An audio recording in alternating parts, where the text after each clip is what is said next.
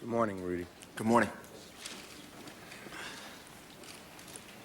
On Labor Day, September 2001, I took my wife and younger daughter to see the Statue of Liberty and the Twin Towers.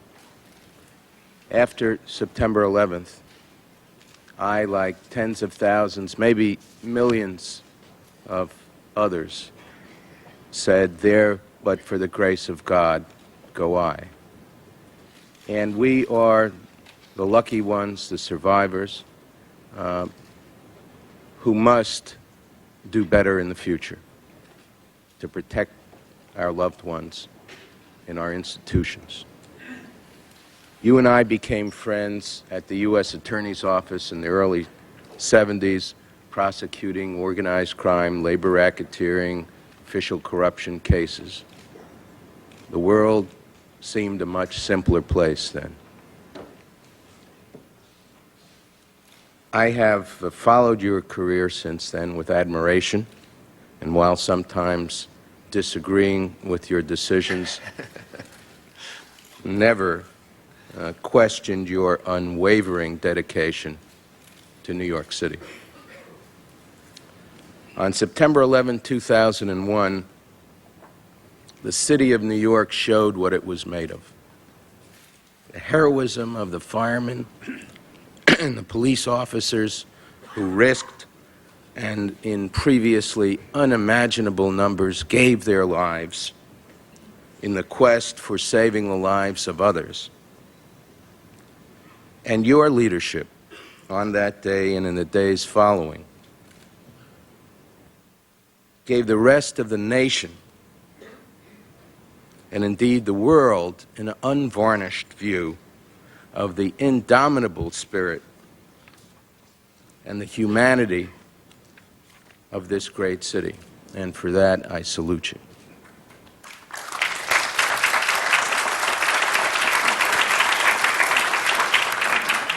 There is no question but that on that day, thousands of lives were saved by the heroic actions of the first responders in evacuating the towers and the surrounding area. Among the most significant of the problems we have seen were ones that reflect barriers between the effective communications between and among the first responders because of equipment that had not been standardized. The country had seen a previous analogy to this in connection with its armed forces, which into the 80s did not have standardized communications equipment, ammunition, other things that made communication between the Army and the Navy, the Air Force and the Marines an option during times of emergency. These were barriers which had grown up in these services, which were proud, individual, and important sectors of our armed forces.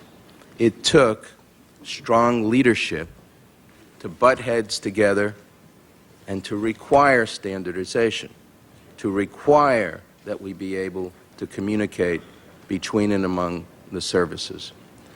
So my first question to you is, given the fact that you were no shrinking violet, and given the fact that the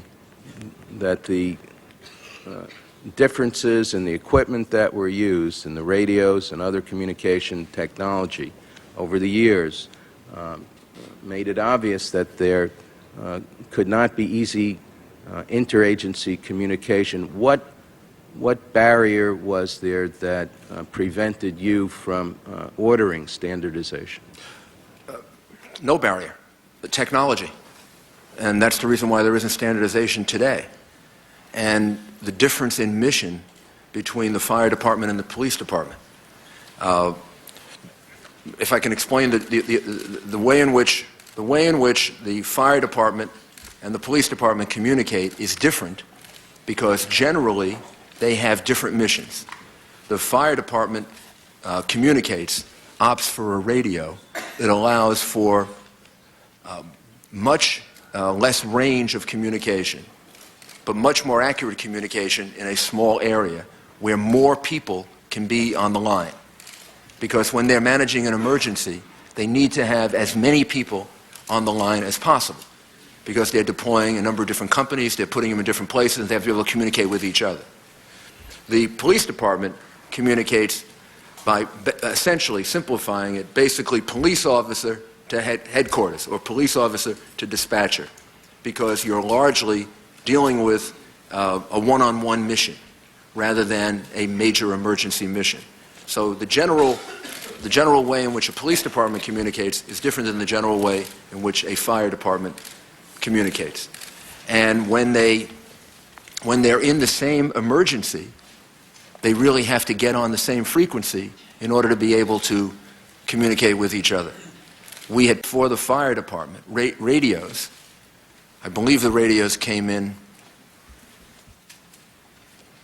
early 2001. I think it was early 2001. I don't remember the exact date. But the radios had come in well before September 11, 2001. We had purchased for them new radios. They had attempted to use them and found them too complicated to use and had withdrawn them and were training people in how to use the new radios. That has proven to be so complex and so difficult that until a few weeks ago, they haven't been able to do it. So there are significant differences in the way in which the two of them communicate. And the best answer is to create an interoperable system so that the police radio can be switched over and be used the same way, or again, simplifying it somewhat. Generally, a police radio and a fire radio should operate differently because 90% of the time, 95% of the time, they're doing different things. Police officers are chasing criminals, firefighters are dealing in mass emergencies. But they should have radios that are interoperable so that in an emergency, both of them could be switched onto the same channel. But in the interim... Those radios do not exist today. In the interim, would you not suggest that there has to be in place some kind of a system where the communications can be synthesized, that even if the radios are not interoperable, that there has to be a level of communication which was not in place on 9/11? Well, it was in place. There were. It didn't operate effectively on 9/11. It may not have operated, but they all had a radio system that would have allowed them to communicate with each other. But they decided that they couldn't use it, that it wasn't operable, that they weren't able to get through. And part of the problem that you'll face, even when you create an interoperable system, is that if too many people are trying to communicate at the same time in any channel, they will begin to interfere with each other. But at the very top, there's got to be some coordination. Yes, That's my only absolutely. point. Yeah. Let me move to a second area which we think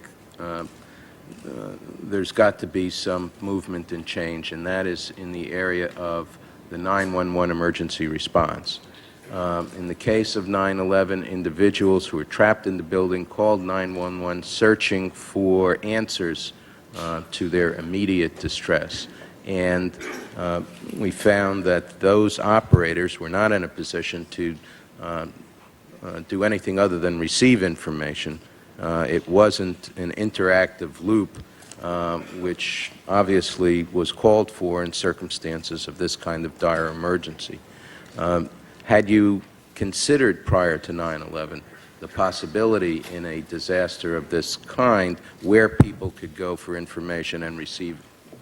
I would have to say, in seeing what you've observed, or even going through some of this over the last year or two, 911 was overwhelmed. And should it have been larger? Should it have been anticipated? Yes, it probably should have, but it wasn't. It was one of those things that was not anticipated. 911 volume, my numbers may be slightly off, but just for purposes of illustration, 911 on any given day does about 30,000 35,000 calls. When they get up around 50 to 55,000, they are at capacity or beyond capacity. And I think they were well over 55,000 that day. And I don't think anyone ever anticipated that they would have to deal with an emergency of this kind. So some of the things that now have emerged, that they should have had more information, that there should have been updates. I suspect what was happening was they were so overwhelmed with calls, just getting to the next call and getting to the next call and getting to the next call and getting to the next call. Even the supervisors didn't have the time to impart information. Well, number one, they weren't trained that way. They should have been, but they weren't. And number two, even if that would have been their instinct, they were so overwhelmed that they weren't able to do it. Well, this is an area that we feel there can be Absolutely. and there should be a solution. Final question, Rudy. When you and I were prosecutors and dealt with both the FBI and the New York PD, we saw that there was a level of, for want of a better word, arrogance at the FBI. It was a one-way street. They did not interact. They were happy to receive information, but didn't give it. Things have changed somewhat now.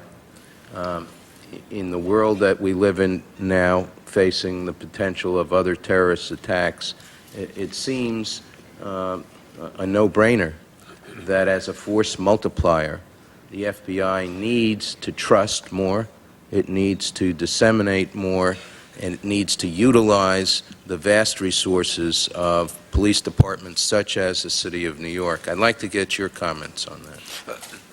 There's no question about that. The FBI would be even more effective, or to the extent that the FBI utilizes state and local law enforcement, the FBI takes what is a relatively small law enforcement organization and multiplies it dramatically. The New York Police Department is larger than the FBI. It's a larger police agency than the FBI.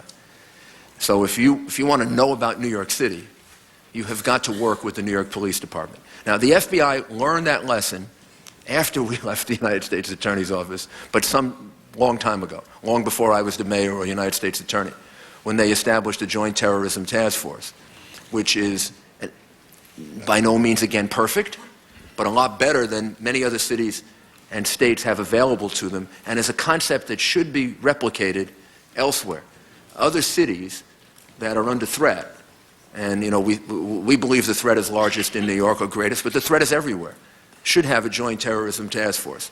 And the FBI should be sharing information with the local police and the state police. And even the resistance is a fear, because I've heard this expressed, including at times when I was trying to get information from the FBI for myself and for my police commissioner. And this is after September 11 and during the time of heightened emergency.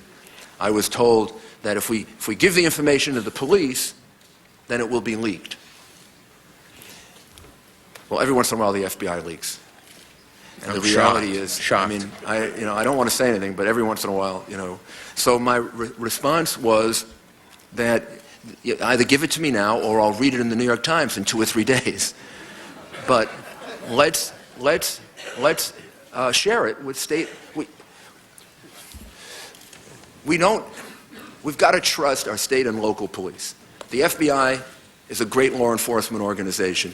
The New York Police Department is a great law enforcement organization. The Chicago Police are a great law enforcement organization. They've got to have information to operate. And the dispute there, which was not so much not being alerted, we would get alerted, but what I wanted was the information. The question was, give us the words, because I need the words. I need to know what you know, because if I don't need to know it as the mayor, but my police commissioner needs to know it, and his 50 guys who do terrorist work need to know it, because they may be able to see in a word something that says bridge to them, or tunnel, or if I may, I'll give you the illustration. It was several, and I think I shared this with Bob Kerry when he visited with me and John Lehman. It was several weeks after the attack, and it was after the anthrax attack, which followed the first attack. And the country was put on a much higher alert. And the police commissioner and I were sitting in my office, And we were trying to figure out what to do now that we were on a higher alert. We were on a highest alert we could think of being on. So I called and asked, could you give me the words that provoke this higher alert so that my police commissioner and I can make some choices, because we can't cover everything. But maybe we can make some calculated risks, which we realize, is always a risk.